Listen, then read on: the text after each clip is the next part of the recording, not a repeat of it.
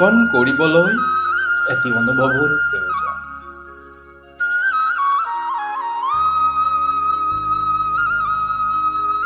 যি অনুভৱে সৃষ্টি কৰে এখন পৰিচিত ছবি।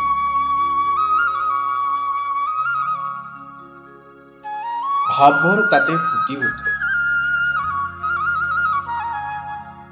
কোনো এখন প্ৰতিচ্ছবিত তুলিকাৰে হাত বোলাই শিল্পীয়ে কৰে সৃষ্টি এখন জীয়া প্ৰতিচ্ছবি।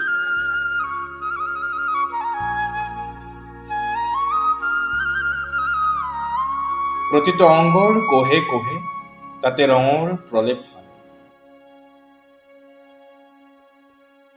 হৃদয়ৰ অন্তৰ্নিহিত ভাৱবোৰেৰে সেই ছবিখনেৰে শিল্পীয়ে কথা পাতে।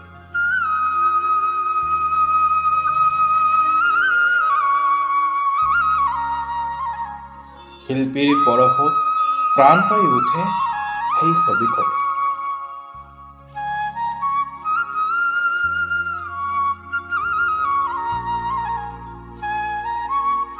তাতো থাকে যাদু। যেনেদৰে পুতলা নাচত পুতলাৰে খেলা পাতে,